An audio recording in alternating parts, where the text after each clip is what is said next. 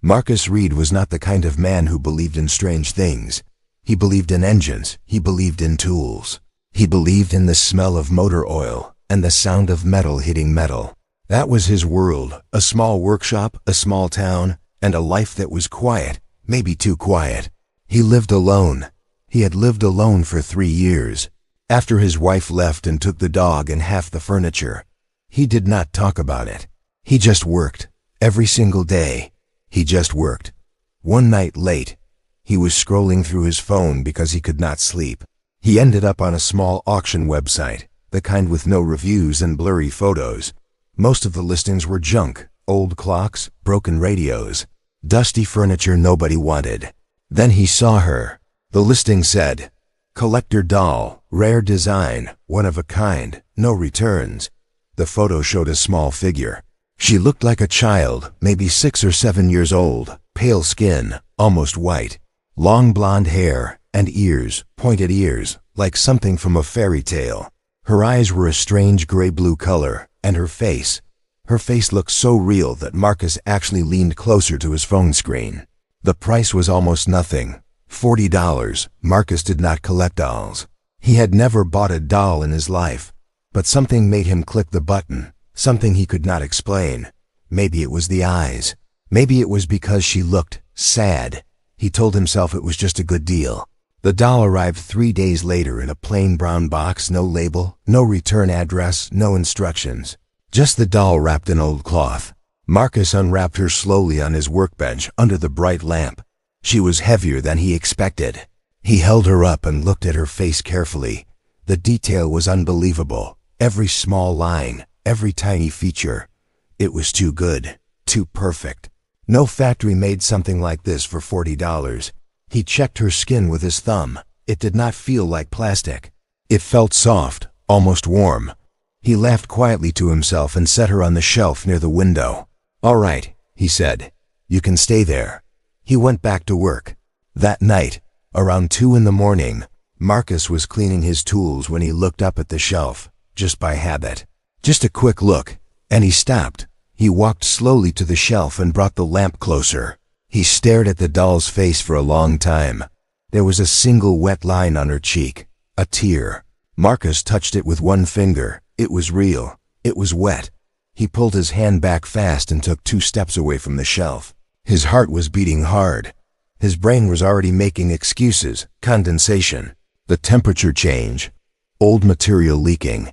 He stood there in his quiet workshop at 2 in the morning, a grown man staring at a doll. "You're losing your mind, Marcus," he whispered. He turned off the lamp and went to bed. He did not sleep, because in the dark, from across the workshop, he could feel it. That feeling you get when someone is watching you. That feeling you cannot explain and cannot ignore. He lay in the dark and stared at the ceiling, and on the shelf by the window, in the cold blue light of the moon. The doll's eyes stayed open. Marcus did not touch the doll for 2 days. He walked past her every morning. He made his coffee. He started his work. And every single time, without meaning to, his eyes went to the shelf. She was always in the same position, same angle, same expression, same gray-blue eyes pointing forward. But he could not stop looking. On the 3rd day, he moved her to the corner of the workshop, facing the wall. He told himself it was because she was distracting him. He told himself it was nothing else. By the 4th day, he had turned her back around. He named her Nova. He did not plan to. It just came out one afternoon when he knocked over a jar of screws near the shelf and said, "Sorry, Nova." Then he stood very still, surprised at himself. He looked at her face. She did not react. Of course she did not react. She was a doll. But Marcus kept talking to her. At first it was small things. "Cold today," or "Engines giving me trouble again." Simple words, just noise to fill the silence in the workshop. But slowly, without noticing, Marcus started talking more. He talked about his day. He talked about customers who annoyed him. He even talked about his ex-wife once. Just once. He never did that again. Nova just listened. Weeks passed, then months. Then something strange happened. Marcus came in one Monday morning, and his best wrench was on the floor. He always hung it on the left hook above the bench. Always. He had done it for 11 years. He picked it up, hung it back and forgot about it. The next morning it was on the floor again. Then the light started, small flickers, just a half-second of darkness. Always when Marcus was upset about something. Always when his voice got louder. He changed the bulbs twice. He checked the wiring 3 times. The electrician found nothing wrong. Then came the dog. His neighbor's dog, a big fearless German shepherd named Bolt, used to walk into Marcus's workshop without being invited. Every day, like he owned the place. But one afternoon Bolt walked to the workshop door, stopped, and refused to go in. He stood at the doorway and stared inside. His fur rose on his back. He made a low sound, not a bark. Something quieter, something scared. Then he sat down outside the door and whined for the rest of the afternoon. Marcus stood in the middle of the workshop and felt cold. That night he set up his old phone on the shelf as a camera. He went to bed and he waited. In the morning he played back the footage with a cup of coffee in his hand. For the first 40 minutes, nothing, workshop empty, everything still, Nova on her shelf, not moving. Then Marcus put his coffee down. At 2:17 in the morning, Nova's eyes moved. Not falling, not sliding, not the way an object shifts when a truck passes outside. They moved with direction, with purpose. They followed the empty doorway where Marcus had been standing before he went to bed. Slow, careful, aware. Marcus watched the footage 4 times. His hands were shaking by the 3rd. He walked to the shelf and crouched down until he was at her eye level. He looked at her face, really looked. And for the first time in all these months he did not see a doll. He saw something else. He saw patience. The kind of patience that only comes from someone who has been waiting for a very long time. For one person to finally pay attention. Marcus's voice came out low and quiet. "Nova," he said slowly. "How long have you been in there?" The workshop was silent. Then, so small he almost missed it, she blinked. Marcus did not sleep that night. He sat in his old chair across from the shelf and just watched her. Nova stayed still, like always. But now the stillness felt different. Now it felt like effort. Like someone holding their breath in a room full of people, trying not to be noticed. Trying not to exist. Marcus could not unsee it. By morning he had made a decision. He had one person he trusted in this world. A man named Dr. Carl Assay, retired medical examiner. Former Army, no nonsense. The kind of man who did not panic and did not ask too many questions before he had real answers. Marcus had known him for 15 years. Carl had fixed Marcus's broken ribs once without reporting it. Marcus had kept Carl's old car running for free ever since. That was their friendship, quiet, practical, and built on trust. Marcus called him at 7 in the morning. "I need you to look at something," Marcus said. "And I need you to not laugh at me." Carl came that afternoon. He stood in the workshop and looked at Nova on the shelf for a long time without saying anything. He was a big man with gray at his temples and reading glasses always pushed up on his forehead. He leaned in close. He looked at her skin, her ears, her hands. Then he stood back up and looked at Marcus. "Where did you get this?" Carl said. "Online auction," Marcus said. $40. Carl looked at her again. "This is not plastic." "I know." Carl was quiet for a moment. Then he took out a small light from his jacket pocket, the kind doctors use, and he shone it at Nova's eyes. He watched for 3 full seconds. Then he stood up very straight. "Marcus," he said carefully, "her pupils are responding to the light." The workshop went completely silent. Carl took Nova to his private clinic that same evening. He told no one. He called in no staff. He ran the scans himself on old equipment that was not connected to any network. Marcus sat in the waiting area on a plastic chair and stared at the floor for 2 hours. When Carl came back through the door, his face was the color of old paper. He sat down next to Marcus and put a folder on the table between them.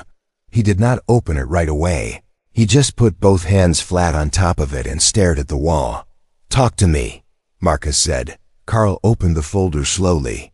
The scans were strange and beautiful and deeply wrong all at the same time. Her internal structure followed a pattern. Organs in familiar positions but not quite right. Like someone had learned human biology from a book and built something close but not exact. Her bone density was unlike anything Carl had recorded in 30 years. Her cardiovascular system was active slow, but active. a heartbeat running at 4 beats per minute, and her brain showed full and continuous activity. "She is not switched off," Carl said quietly. "She is not in a coma. She is not sedated in any way that I can identify." He tapped one scan with his finger. "This is a conscious mind, Marcus, fully awake, fully aware, locked inside a body that cannot move."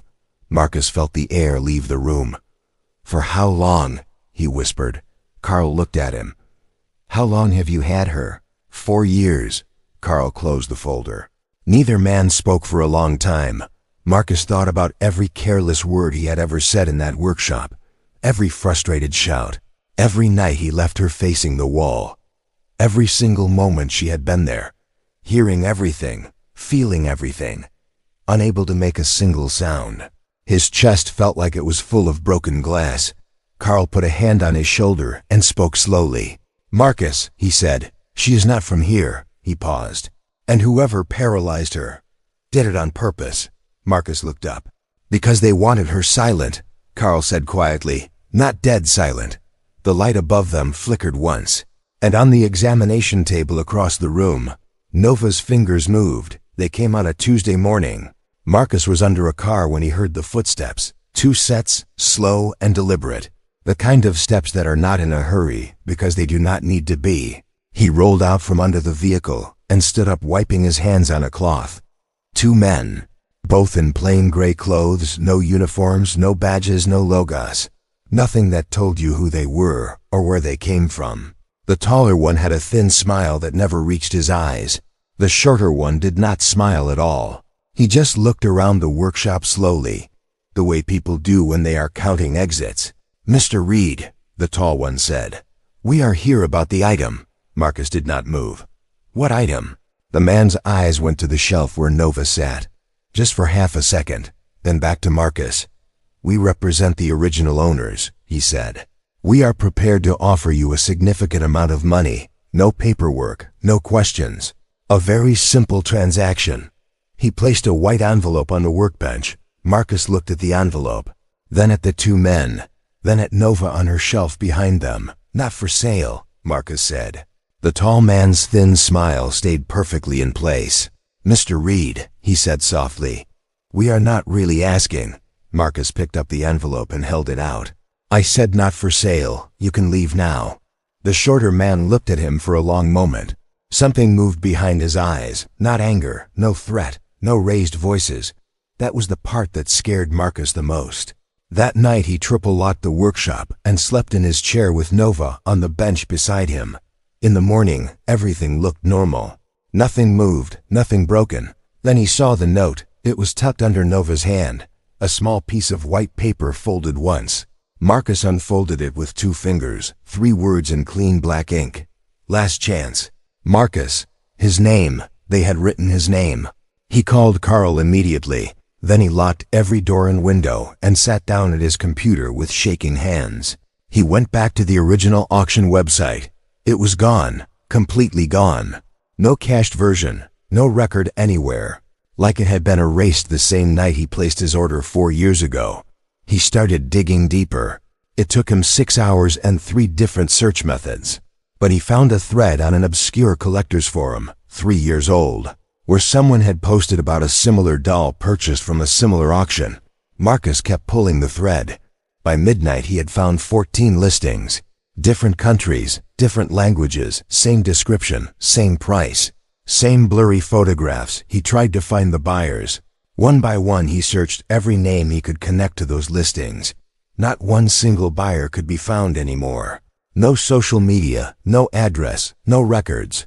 Like 14 ordinary people had simply stopped existing. Marcus sat back in his chair and looked at Nova in the lamplight. She already knew what he had found. She had probably known things like this for a long time. Marcus leaned forward and looked directly at her. "I am not going anywhere," he said quietly. "And neither are you." The lamplight flickered once, and for the first time in 4 years, Nova's lips moved. Marcus watched her lips for a long time. They had moved. He was certain of that. Not much, not enough to make a sound, but enough. Enough to tell him that somewhere deep inside that still and silent body, something was pushing back. Something was fighting. Something had been fighting for a very long time and was finally starting to win. He leaned close and whispered, "I see you, Nova. I see you." Her fingers curled slightly tighter. That was enough for Marcus. He called Carl at midnight and said 4 words. "She is trying to speak." Carl was in the workshop by 1 in the morning with 3 bags of equipment and the look of a man who had not felt this alive in 20 years. They worked through the night. Carl took careful samples of the compound locked inside Nova's muscle tissue, something that had taken weeks of gentle work to even access. He ran it through every analysis tool he owned. Then he called a chemistry professor he trusted, a woman named Dr. Yara Miles, and he sent her the data without any explanation except, "I need you to reverse this. It is urgent and it is important, and I cannot tell you why yet." Yara called back in 4 hours. "Carl," she said slowly, "where did this come from? Can you reverse it?" Carl said, a long pause. "Yes," she said, "but it will take time. This compound, it did not come from any lab I know. It works in layers. Like whoever made it wanted the paralysis to be permanent, but also reversible. If you knew exactly how, then learn how," Carl said. "Please." It took 3 weeks. 3 weeks of Marcus talking to Nova every single day, telling her what they were doing, telling her it was working. Some mornings he came in and just sat beside her and read the news out loud, not because she cared about local weather or car accidents, but because he wanted her to hear a calm voice, a normal voice, a voice that was not afraid of her. On the 22nd day, Nova's right hand opened fully flat on the table. Marcus put his hand over hers without thinking. She did not pull away. On the 25th day, her head turned, slowly 1 centimeter, toward the window where the morning light was coming in. Carl had to sit down. Marcus pretended he was not crying by keeping his back turned for a full minute. On the 28th day, she spoke. It was not English. It was not any language on any list Carl had ever studied. It was soft and layered, like 2 voices sitting inside one. And it filled the workshop with a sound that made the air feel different, warmer somehow, like a frequency the human body recognized even if the human brain did not. Marcus's phone was on the bench.